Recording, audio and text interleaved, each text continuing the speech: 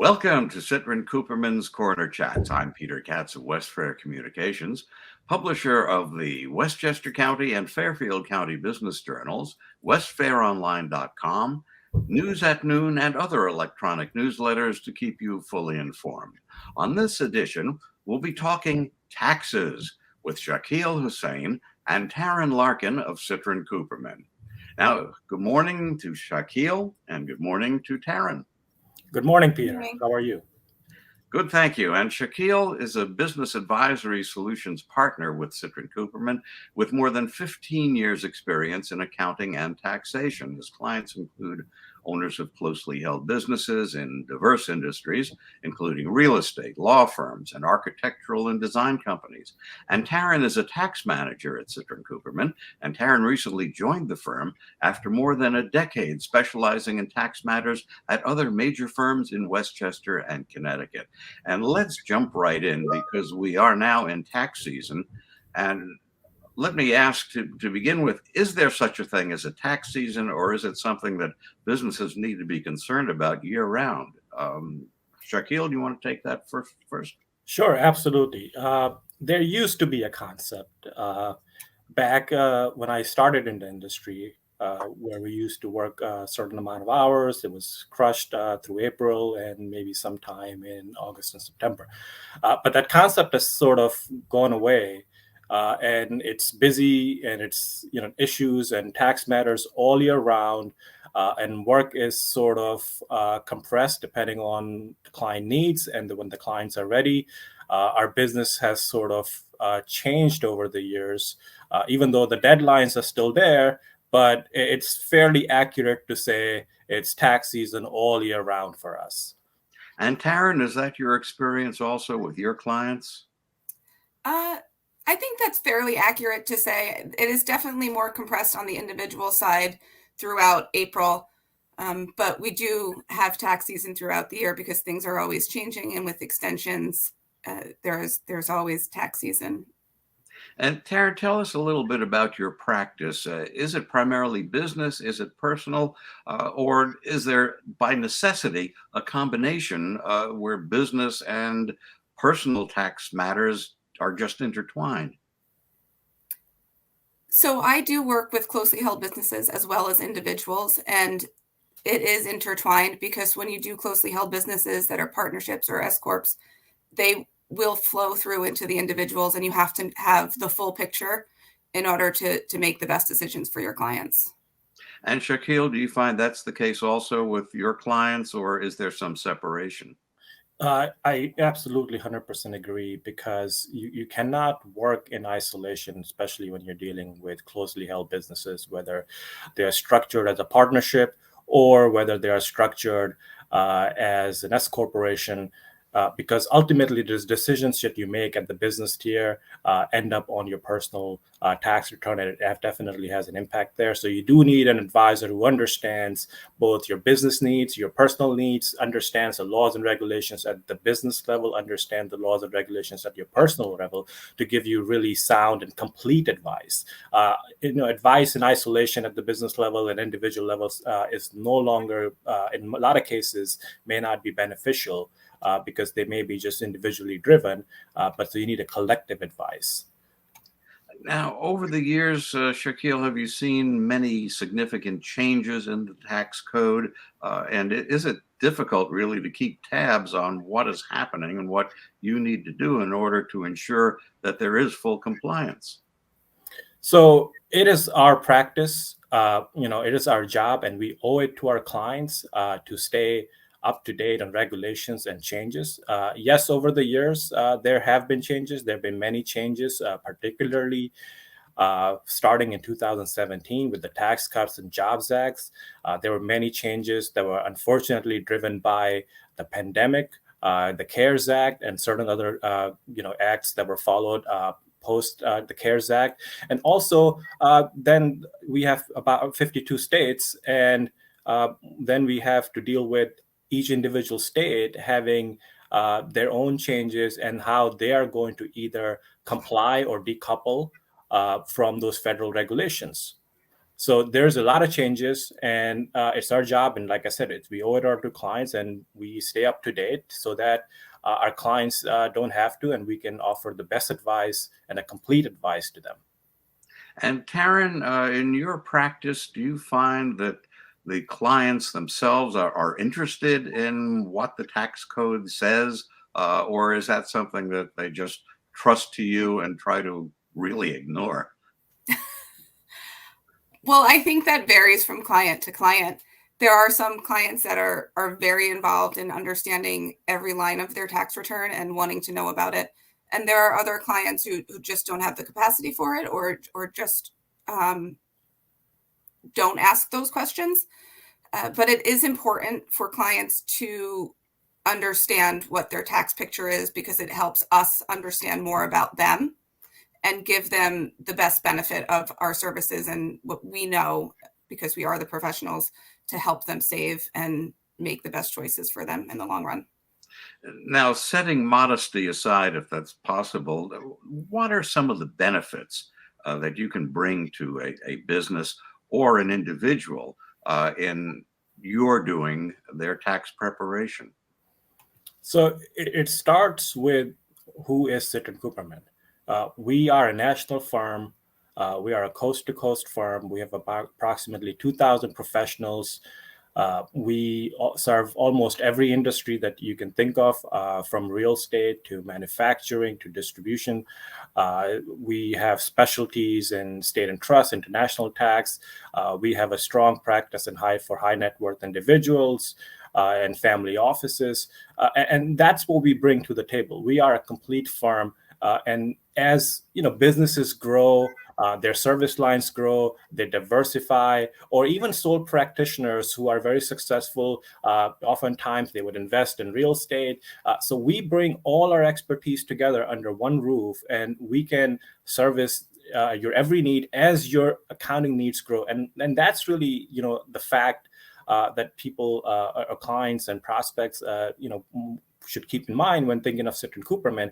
As they grow, their tax needs, their accounting needs, their advisory needs evolve with time.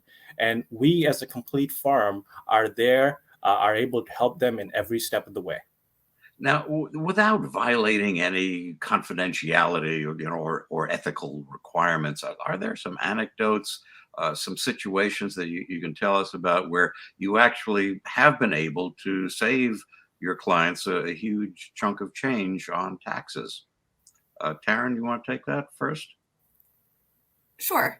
Absolutely. There's always an opportunity for a client to save on taxes if they haven't been doing it in the past. One such structure would be if they haven't made a PTE election in the past, then they have that opportunity here in New York up until March 15th to make it for the coming year. And due to the TCJA, there were various changes in how taxes were able to be deducted. And this is one way that a company or a business a pass-through entity could pay their taxes now and through the business and have that be a deduction for federal purposes. And it's something that they wouldn't get on the individual level. So that's one way to do it. Another way would be to have accurate planning. So if you were to talk to your accountant early in the year and you were going to make some major purchases, one of the things that is dwindling is bonus depreciation. In 2022, bonus depreciation was 100%. As in 2023, that is going to be 80%, and it's going to dwindle down to 60 and 40 throughout the next couple of years. We were able to talk to a client and have them make a purchase in the fourth quarter for a large piece of equipment, and they were able to take that deduction fully in 2022 as opposed to waiting till 2023 to make that purchase. And that was an excellent way for them to have some tax savings for this year.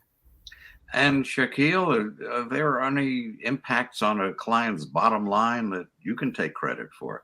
Sure, absolutely. As Taryn mentioned, bonus depreciation winding down is one issue. There's been change, Tax Cuts and Jobs Act. There's been business interest limitation in place since 2017. There were certain changes to that, law and provision during, up until 2022. But there was a change in how that limitation is computed effective 2022 tax year. And we worked with clients to find out different ways on how to manage their debt and what the expectations would be, so they were able to better plan their leverages, or at least were equipped to handle what the impact on the bottom line would be. Another change that is effective for 2022 tax year is how research and development expenditures are being treated. And we work with clients as a part of our planning last year, and even actually throughout the year, and just to help them understand what is going to be the impact of this. And there's still, impact on the clients, which is adverse. And there's a lot of, going back and forth with the Congress. Certain organizations and accounting bodies have written to Congress recently, asking them to actually delay research and development expenditure changes at least until 2026. So, there are many things in flux, but we work with our clients and to make them equip and make them understand, so they're better ready to handle. Now that the 2022 year has closed, they're ready to handle those changes. What should a business person be doing during the course of the year to ensure that the proper information gets to the tax preparer? Because having proper information, I suppose, makes a difference between whether you're going to pay what you owe in taxes or overpay. Absolutely. One of the main things that clients should be doing is preparing throughout the year with good record keeping and making sure that they're staying up to date with all of their records and their accounting. Hold on a second. So something they could be doing is talking to their accountant on a quarterly basis. They could talk about any major transactions that they've made, any major transactions they're thinking of making, investments that they have potential to make, and then setting up year-end planning meetings to take advantage of any new tax laws and incentives. And that's something that all clients should be doing on a regular basis. Yeah, Taryn it seems to be talking about communication, perhaps constant communication between a business person and the accountant, the tax preparer. Is that your experience, Shakeel, that's something that you really need? Absolutely, 100%, because there is oftentimes we take a call from a client and they would tell us that, hey, I am thinking about doing this. This is what my end goal is. And, we would often say that, hey, have you considered this XYZ possibility in your overall planning?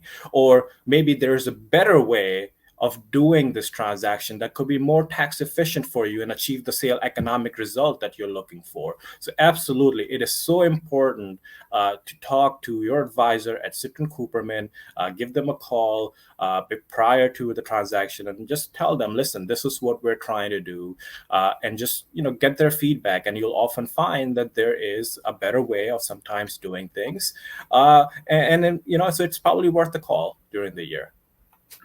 Shakeel, what is your background? And I'm going to be asking the same thing of Taryn in just a minute, but what is your background? How did you get interested in accounting? And specifically, how is it that you came to concentrate on tax preparation? So I started in the industry in about 2007. I worked for a boutique accounting firm in New York City that specialized in real estate. And I did that for about 15 years over there, specializing in real estate and among other industries. And, I used to do both what we call in our industry sort of a hybrid person that used to do audit, used to do tax, so both financial statement and tax work. That allowed me to understand the whole business of the client, and the way of thinking that a client thinks that when they are trying to develop a business, they're trying to grow a business. And from there on, at some point in my career, I got more interested in just doing the tax work because solving a tax problem I take pride in. That's something that I enjoy. and then having an understanding of the client business and the economics of the industry, such as real estate or architecture and design or law firms or startups in technology space, allows me to sort of come together or put together like a tax efficiencies that doesn't harm the economics the client's trying to achieve in their business and grow their business. So I've been doing that for about 15 plus years. And I really enjoyed that, and that's my background, and it's a passion for me, for my life at this point. And Taryn, what is it that drew you to this particular field? So I've worked in the tax field for almost 20 years, and what I liked most about this work when I first started was having a job that played on my strengths of problem solving, and there was always room to learn and to grow and new things to figure out, and I really enjoyed that aspect of it. I would say as I've grown as an accountant and in taxes, what I like now is much different. I really appreciate the trusted relationship I have with my clients, the personal relationship I have with them. Taxes and finances are a really personal aspect of anyone's life, and being able to have that relationship with someone is valued to me. And when I came to Citrin, what I noticed most was that most everyone here really does value those relationships, and we believe in communicating with our clients and working with them to the best of our ability to make sure that relationship's valued, and we all learn and grow from it, and that we can give them our best service. And I think it's a great culture that we have here, that everyone is able to do that. Tell me, is there a part of what you're doing in making a recommendation to a client as to just how they could possibly change what they do in their business to end up saving some money on taxes? Is that a level that you get into in dealing with your clients? Of course, that's the ultimate goal, right? And this, from any advisors from our, Citrin Cooperman, is to make the client tax situation more efficient in terms of taxation, or do a proper structuring that the transaction is more tax efficient. And that's the ultimate goal. So we always strive to achieve that and work with our clients, and our clients appreciate that. Has there ever been a situation where you've looked at what a business person has been doing, and you've had to say to them, wait a minute, what you've been doing in all these years is wrong. Here is a better structure for your business. Here's a better way to handle things. Is that something that you get into, that level of intimacy in the operation of the business? Absolutely. Our clients expect us. It is our responsibility, if we see something, to bring it up to clients, educate them, and ultimately let them make the decision based on how they feel. A lot of times, it's not about tax efficiencies for the client. It could be about something more personal, more emotional. How they do things. So, but again, we as an independent advisor, it is our responsibility, our professional responsibility, to, if we see something, if there's a better way, to bring it up to our clients and educate them and let them make the ultimate decision. And I can give you an example. So recently, a client of mine wanted to reorganize his business because he had certain assets in the business and the operations of business in the same entity, and he wanted to separate them, but he didn't know how. And I, brought him solutions to the table. There's multiple ways to achieve that. And he is still in the middle of deciding what he wants to do, because there is an emotional aspect, but it is my responsibility to present him a complete picture and let him make his decision. Now, Taryn, when you're looking at something as complex as the tax code, what's your frame of mind on that? Do you look at it as something that constricts what you're able to do and what your business clients are able to do, or do you look for opportunities within the tax code to benefit a business and an individual? So I don't think the tax code is made to restrict people or constrict them. Whenever we're reviewing it and reading up on it and learning new things, we always try to find ways that can benefit one of our clients, rather than inhibit them. It's important to look at it that way, because it's the incentive is there to find the ways to help clients. It's not there to burden people, even though I know it could be very cumbersome to read through and understand. And at Citrin, luckily, we have so many different people that specialize in different things. So while what I read could be different than someone at the salt department will be reading, and we all share our information and our understanding, and it really helps bring the best value to all of our clients. What are the steps that you take when you're approaching a new client for the first time, trying to learn about the business, trying to learn about them and their desires, their goals? How do you approach that? What kind of procedures do you follow that enable you to fulfill your needs, to pick up the information that you need to do your job? Shakeel, you want to tackle that one? Sure, absolutely. For any new client or prospect, the most important thing for us is to ask questions. Ask the right questions, understand their business, how they do things, how their accounting records are kept, what is their motivation, how they want to grow the business, what is their plan? Do they have a succession plan? Do they want to ultimately build up a business and sell it, or is this something that has been in the family for generations? They want to keep growing it. Our first step is to ask questions, ask the right questions, gather the information, understand it fully, and then come up with the framework, obviously to help them if there's any changes required, present those solutions to them.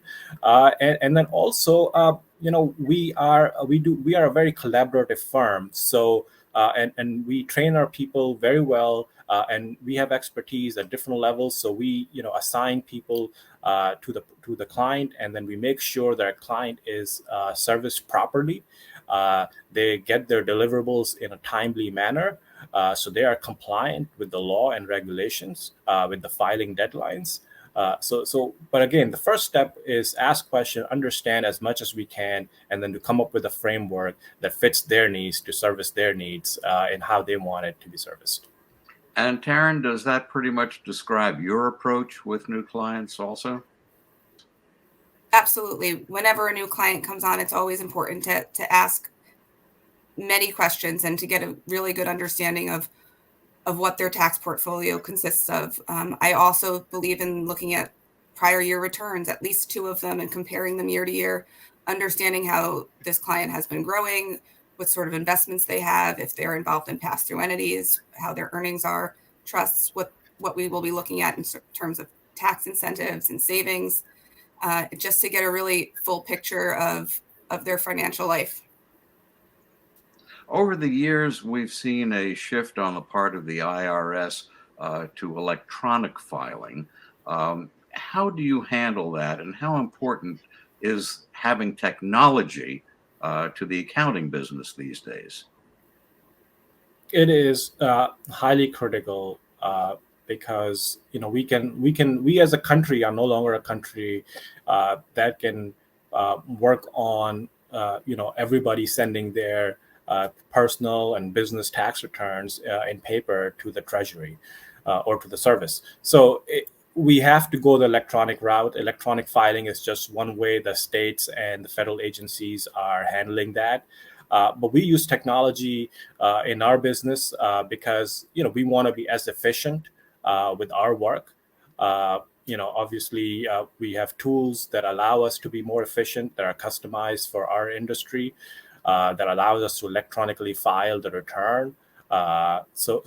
Technology is immensely important, because without technology, I don't think we'll be able to keep up with all the laws and regulations that have been changed over the years. And Taryn, when you got into the business, did you think that there'd be so much of a need to become technology proficient in order to handle the finances of a client? So as long as I've been in the business, technology has been a huge part of it. So it's only grown. And what taxpayers need to understand is that it's the most efficient way for them to be filing their taxes. An e-file is pretty standard across the board for any return that we file. But technology has helped accounting grow in lots of ways. And now that there's so many other regulations in terms of state filings, having that technology at our fingertips has been essential to our success. To what extent did the pandemic affect your ability to work with clients? Were you really put in a position where it became more difficult to get people's tax returns done because you couldn't meet with them? Or was this again a situation where technology came to the rescue? Well, we are a firm that have always adopted, and like many of our clients, we all had to adapt to many different things because of COVID and pandemic, and that included, biggest change was the remote working, and we were equipped to do that. And that's not to say that we didn't have technology in place before COVID. We always did. It just brought it to the forefront that everybody was utilizing it, and that really helped us continue. And obviously, we all had to adapt to video platforms to talk to our clients as opposed to having face-to-face meetings. And there's a lot of value in having face-to-face meetings with our clients or in-person meetings with our clients, but technology really helped and continues to help to make sure there's this constant interaction, not just with the clients, but internal collaboration. Because we are a firm of 2,000 professionals, and we oftentimes, more often than not, collaborate with each other to find the right answer, right solution, a custom solution for our clients. And Taryn, was that your experience also, that really you were able to make it through COVID without a major impact? Yeah, I think our industry was pretty lucky in the fact that we were able to do all of our work virtually. One of the things that I've noted is that I talk to my clients via video so much more often now than I did during the pandemic. I mean, before the pandemic. And that's really helped create relationships. Rather than picking up the phone and just hearing their voice, I think oftentimes if you can jump on a video with them, if they're too busy to come to the office or can't find a way for you to get to them, it just helps have that little extra meeting throughout the year rather than them just seeing them once a year. There's just more of a relationship there at this point. It's really helped. And how would you, both of you, sum up where we stand on the matter of tax compliance? Is this something that is no big issue for business if they have the proper advice? Is this something that really needs to be of great concern and a constant thorn in the side of a business person? Where are we in terms of attitudes and effects of tax compliance on a day-to-day operation of a business? So there's oftentimes a misconception that I have filed my return or the business has filed the return and we have complied.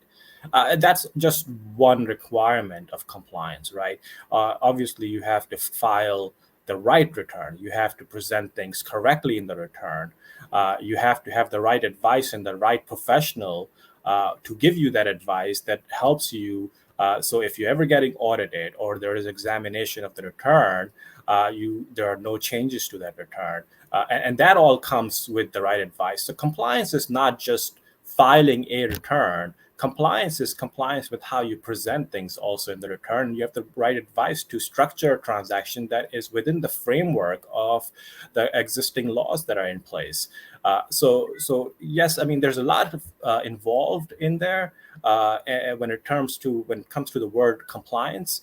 And we help our clients get through it. I mean, we give them the right advice. Citrin Cooperman professionals are ready to serve, and we pick up your phone and you call us, and we're happy to answer and give you the right answer, and the answer that is within the framework of the law and still meets is more tax efficient to you. So we're happy to help you comply. We're, like I said, we are a firm of 2,000 professionals, and we have skills in almost all tax areas. And Taryn, the attitudes that you see among your clients in the business world when it comes to tax compliance? I think as long as you have that relationship with your clients, the attitude is positive. I like to believe I'm more of a trusted advisor for my clients, and they could call me with any questions they have throughout the year. And it really helps at tax compliance time to get everything done if you have that open communication throughout the year. And it helps with everyone having a positive attitude and a positive relationship, and making sure that we capture all tax savings and opportunities for them. It's really just about having that relationship, and that's the most important thing that taxpayers and clients should take away from this. And on that note, thank you, Taryn Larkin of Citrin Cooperman, Shakeel Hussain of Citrin Cooperman, for being with us on this edition of Citrin Cooperman's Corner Chats. I'm Peter Katz of West Fair Communications. Thank you, Peter. Thank you.